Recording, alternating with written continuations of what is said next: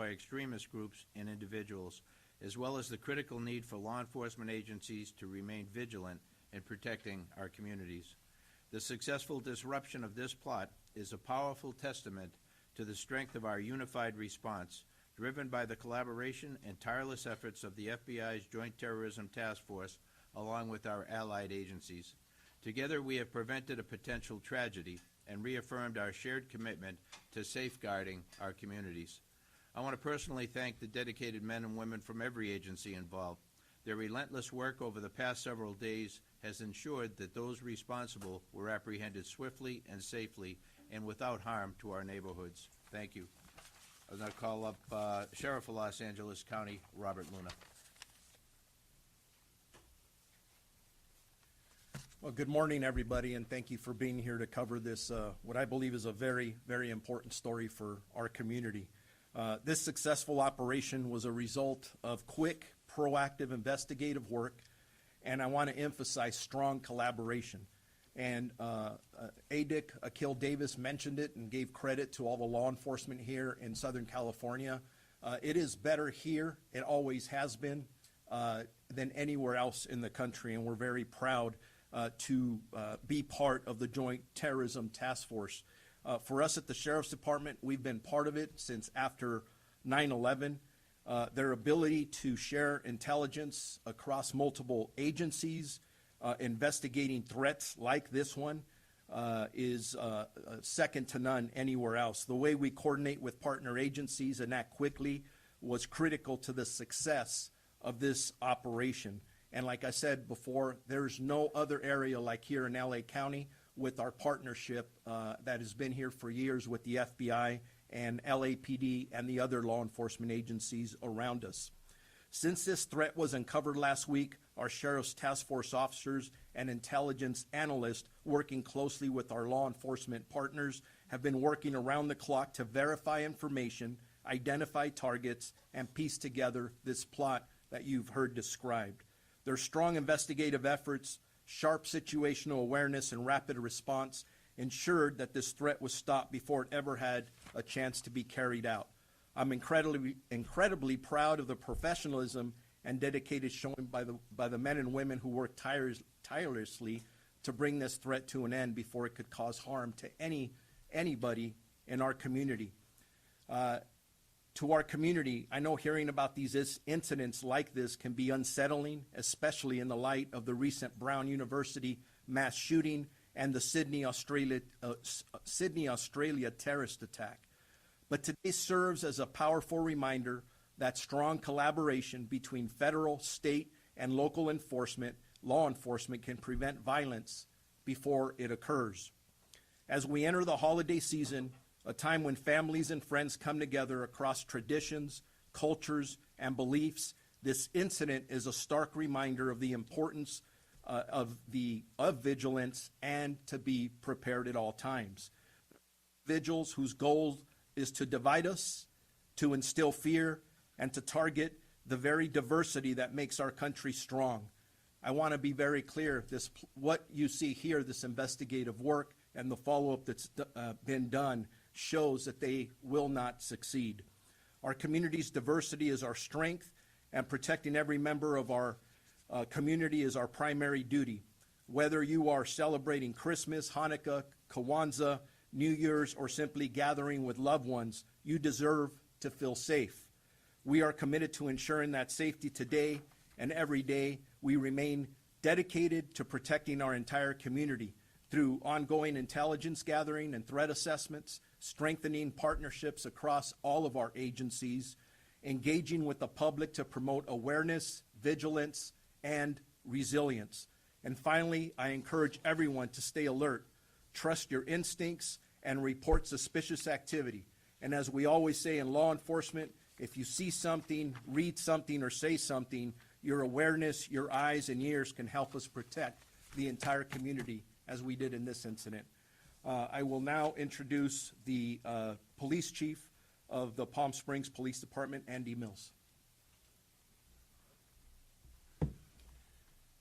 Well, good morning, and first of all, thank you so much, Assistant Director Davis, for the spectacular job that the FBI did on this case. We were just in a very supportive role only, making sure that the FBI had what they needed in the desert to execute their mission. But on a larger perspective, I just want our community to know that this gives me hope.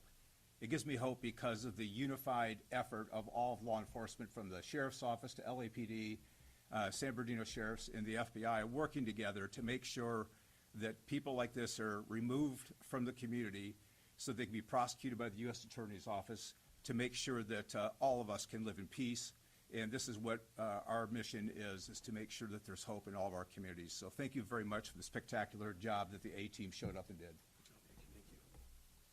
Yeah, I just want to reiterate that obviously there's some disagreements amongst our agencies over things like immigration enforcement, but when it comes to other areas of law enforcement where it matters to keep the public safe, whether that's protecting the girls on Figueroa Street or the Palm Springs investigation, there is no gap in the cooperation between the federal government and local government, and we do thank the sheriff, the police chiefs for your valuable assistance. It would be very difficult for us to do a lot of what we do without their assistance, so I do want to thank you, each and every one of you.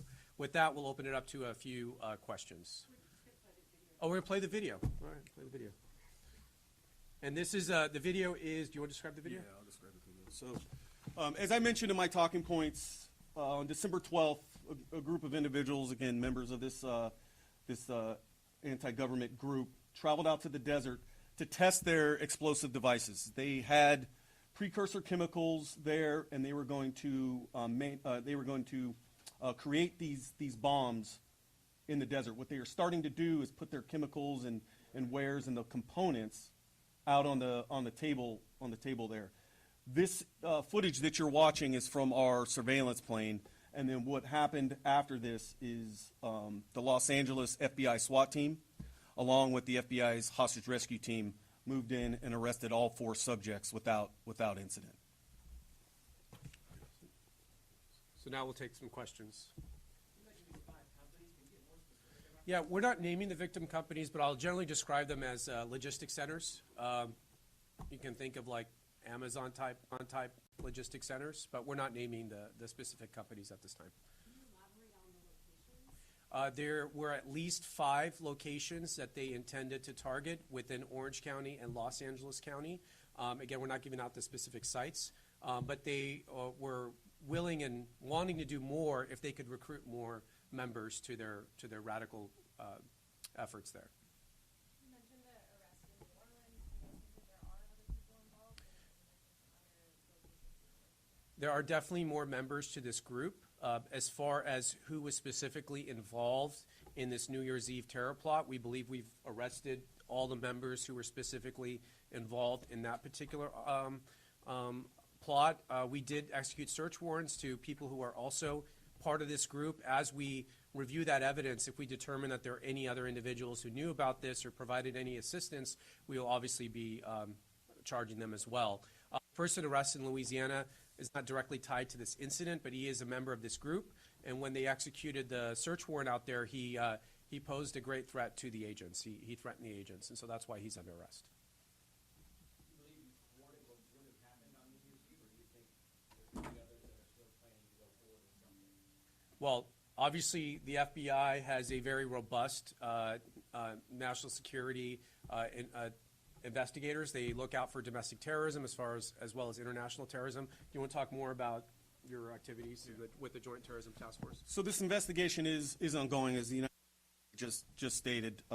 Members of this group or associates of this group or any collaborators in this group, we are looking at as a result of this investigation. To answer your question, we do believe that we have disrupted this plot for New Year's Eve, but like I said, the investigation is ongoing.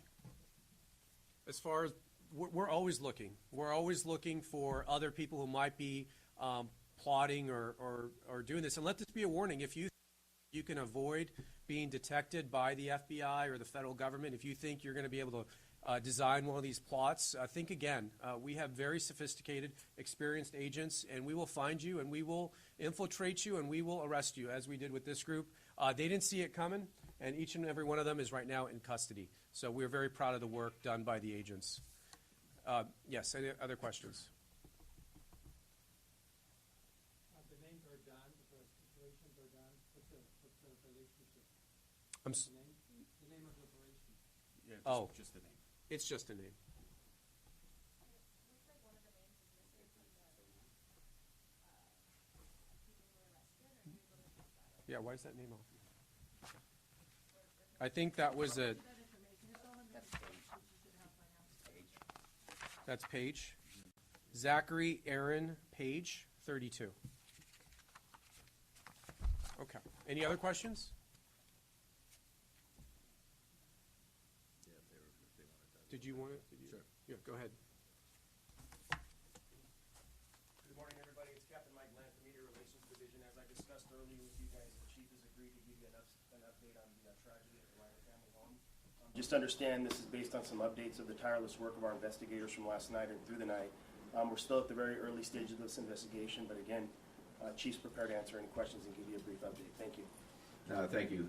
Thank you, Captain Bland. As he said, the information at this stage is still limited, but I'll share what we can. First of all, our hearts go out to the family and friends of the Reiners' tragic incident. Yesterday at December 14th, about 3:40 in the afternoon, LAPD responded to a residence, the residence of Rob and Michelle Reiner, located in West Los Angeles Division. At that location, they found two deceased adults, a male and a female. Through the night, working with the coroner's office, they were able to identify them definitively as Rob and Michelle Reiner. We have our robbery homicide division handling the investigation. They worked throughout the night on this case and were able to take into custody Nick Reiner, a suspect in this case. He was subsequently booked for murder and is being held on $4 million bail. Pretty much that's what I can share at this point, but again, a very, very tragic incident. Can you talk about, I know Deputy Hamilton talked about the search warrant and how important that was because of something inside. Can you talk about where that... You know, we used to be able to further our investigation, as you know, on all of these cases.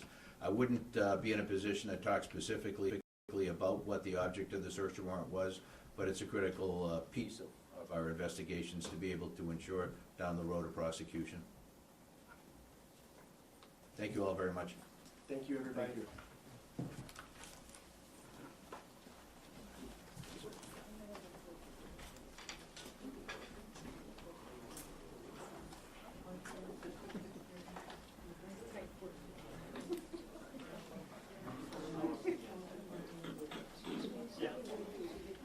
If anyone needs a complaint, you can email either myself or Angela or Kieran McAvoy with the U.S. Attorney's Office.